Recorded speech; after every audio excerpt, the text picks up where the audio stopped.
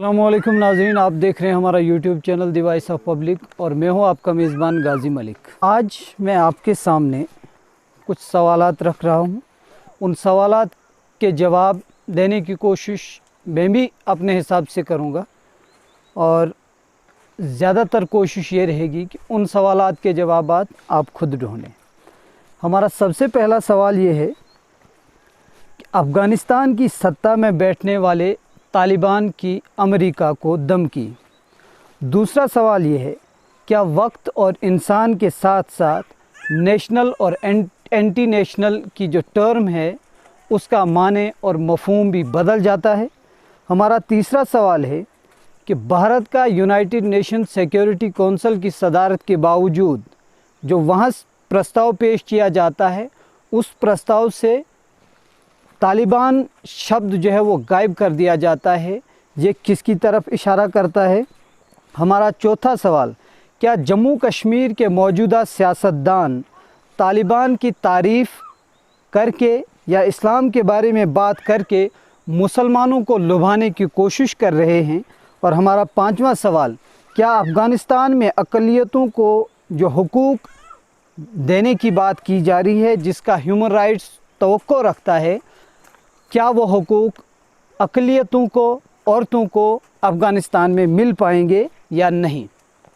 सबसे पहला जो सवाल मैंने किया कि अफ़गानिस्तान की सत्ता में बैठे तालिबान की अमेरिका को धमकी, आखिर ये सवाल क्या है और ये मैंने क्यों किया है। मैं इसके बारे में चंद मौरूज़ात, चंद हक़ाइक़ आपके सामने पेश करता हूँ। अफ़गानिस्तान में जो सत्ता कायम होती है, जिस हुकूमत का ऐलान होता है, उस हुकूमत के बारे में मैं बात तो नहीं करना चाहता कि उसमें कौन कौन है, वो आप सब लोग वाकिफ़ हैं। लेकिन उस हुकूमत के अक्सर चेहरे ऐसे हैं जिन पर यूनाइटेड नेशंस की पाबंदियां हैं, जिन पर अमेरिका की तरफ से पाबंदियां हैं और यहाँ तक कि उनके सरों की कीमत डॉलरों में लगाई जा चुकी है। उसके बावजूद भी अफ़गानिस्तान में जब वही लोग सत्ता में आते हैं, हुकूमत में आते हैं, तो क्या इस बात को अमेरिका के लिए धमकी नहीं माना जाएगा? ये पहला सवाल। दूसरा सवाल, क्या वक्त और इंसान के साथ साथ नेशनल और एंटी नेशनल की जो टर्म है, क्या उसके माने बदल जाते हैं? ये सवाल हमने क्यों किया और आपके साथ इस सवाल के शेयर करने का मकसद क्या था। मकसद ये है कि अगर हिंदुस्तान का कोई भी शख्स तालिबान के बारे में, उनके हक़ में या उनके लिए किसी भी किस्म की बात करता है उनके बारे में, या ये बात कहता है कि तालिबान से हिंदुस्तान को बातचीत करनी चाहिए, तो उस शख्स को एंटी नेशनल करार दिया जाता है आज के टाइम में। लेकिन उसी हिंदुस्तान की हुकूमत, उसी हिंदुस्तान की सरकार जब कतर के दोहा में बैठकर तालिबान से बात करती है तो उस वक्त इसी बात को नेशन के हक़ में, कौम के मफाद में समझकर उसे नेशनल जो है वो साबित करने की कोशिश की जाती है। और अगर कोई आम इंसान तालिबान के बारे में बात करने के बारे में राय पेश करे तो उसे एंटी नेशनल कहा जाता है। तो यहाँ सबसे बड़ा सवाल खड़ा ये हो जाता है कि क्या वक्त और इंसान के साथ साथ ये जो टर्म है, ये जो डेफिनेशन है, क्या ये भी बदल जाती है। तीसरा सवाल, भारत जैसा कि आप सब जानते हैं, हमारे देश ने यूनाइटेड नेशन सिक्योरिटी काउंसिल की अध्यक्षता की, उसकी सरपरस्ती की पिछले 1 महीने के लिए। और उसी 1 महीने में वहाँ पर जो है एक प्रस्ताव पेश किया जाता है जो लगातार 3 दफ़ा पेश किया जाता है। पहली दफ़ा उस प्रस्ताव में तालिबान का नाम पेश किया जाता है और दूसरी दफ़ा उस नाम को उस प्रस्ताव से गायब कर दिया जाता है। तो क्या ये नाम जो तालिबान का है, तालिबान शब्द जो है, ये प्रस्ताव से हटा देना, क्या यहाँ पर यह सवाल खड़ा नहीं होता है कि क्या हिंदुस्तान के ऊपर बाकी जो कंट्रीज़ हैं, अगर हम बात करें जो लगातार तालिबान के साथ कहीं न कहीं संपर्क बनाने में जुड़े हुए हैं। चाहे हम बात चाइना की करें, चाहे हम बात रशिया की करें, चाहे हम बात पाकिस्तान की करें, चाहे हम बात दीगर इस खित्ते के जो ममालिक हैं उनकी करें, तो वो कहीं न कहीं अपना संपर्क, अपना राब्ता जो है वो तालिबान के साथ करने की लगातार कोशिश कर रहे हैं। और आप जानते हैं कि जब वो प्रस्ताव पेश किया गया तो उस प्रस्ताव में 2 वीटो पावर्स ने जो है अपना इस्तेमाल किया और उसमें रशिया और चाइना ने हिस्सा भी नहीं लिया।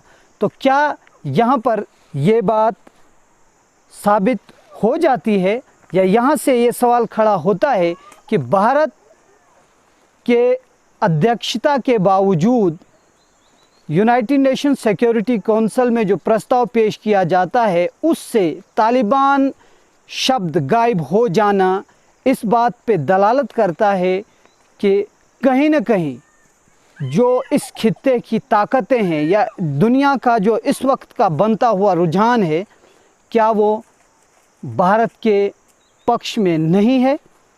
और चौथा और सबसे अहम सवाल जो जम्मू कश्मीर के साथ जुड़ा है, क्या जम्मू कश्मीर के मौजूदा सियासतदान तालिबान की तारीफ़ करके या इस्लाम के बारे में बात करके आने वाले इलेक्शन में जम्मू कश्मीर के मुसलमानों के जज्बात के साथ किसी किस्म का खिलवाड़ तो करना नहीं चाहते। ये बात मैं क्यों कह रहा हूँ?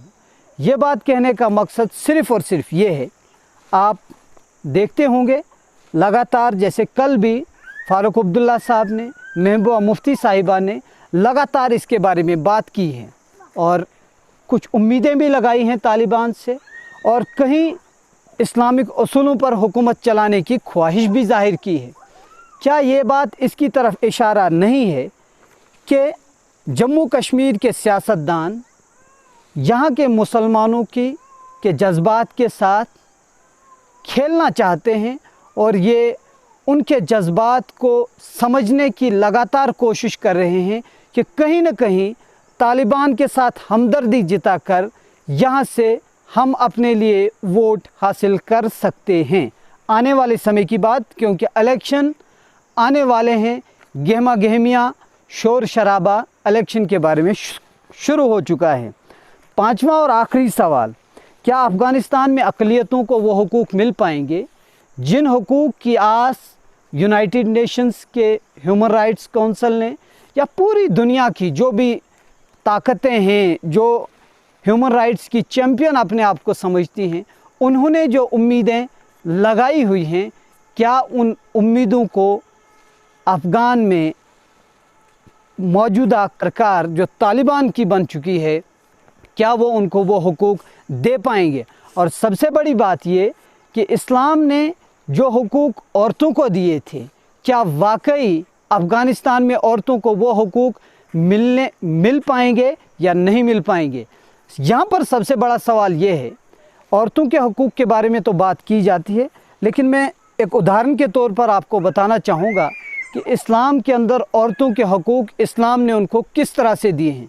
सबसे पहले बात, आज से 1400 साल पहले मैं आपको ये बताना चाहूँगा कि औरतों को ज़िंदा दफन कर दिया जाता था, लेकिन इस्लाम ने उनको इस तरह हुकूक दिए कि औरतों को ज़िंदा दफन करना बुरा समझा गया और उसके बाद से लेकर आज तक ये चीज़, यानी ज़िंदगी का जो सबसे बड़ा हक इंसान का होता है वो ज़िंदगी जीने का होता है। और जब यही चीज़ इस्लाम के आने से पहले औरतों से छीनी जाती थी तो एक बहुत बड़ा सवालिया निशान था। लेकिन जिस इस्लाम ने औरतों को ज़िंदगी का हक उस दौर के अंदर दिया जब उनको ज़िंदा दफन कर दिया जाता था, क्या उसी इस्लाम के मुताबिक औरतों को वाकई जो हुकूक इस्लाम देता है या देना चाहता है वो मिल पाएंगे? ये बहुत बड़ा सवाल। दोस्तों, कुछ सवालों के जवाब हमने अपनी नाकिस नज़र में आपके सामने पेश किए जो हम दे सकते थे, और बाकी इसके आगे ये सारे सवाल आपके लिए छोड़े हैं कि आप अपनी अपनी जगह इन सवालों के जवाबात ढूंढिए कि क्या वाकई अमेरिका जैसी सुपर पावर देश के सामने तालिबान की हुकूमत एक धमकी आमेज़ लहजा इसको कहेंगे, क्या वो पेश नहीं कर रही है? क्योंकि अमेरिका के बार बार कहने के बावजूद भी तालिबान की सत्ता में उन लोगों को जगह मिलती है जो अमेरिका की हिट लिस्ट में है, जो यूनाइटेड नेशन की हिट लिस्ट में है। और ये सवाल, इसके अलावा जो सबसे अहम सवाल था वो हमारा चौथा सवाल था, जम्मू कश्मीर के सियासतदान आखिरकार तालिबान से हमदर्दियां जिताकर या तालिबान के बारे में बात करके या इस्लाम के बारे में बात करके क्या साबित करना चाहते हैं? ये बहुत बड़ा सवाल है और इस सवाल का जवाब जम्मू कश्मीर की आवाम ने खुद ढूंढना है और इस सवाल का जवाब जम्मू कश्मीर की आवाम ने आने वाले समय में उन नेताओं को देना होगा। इसके साथ ही मैं आपसे इजाज़त चाहूँगा। अल्लाह हाफ़िज़।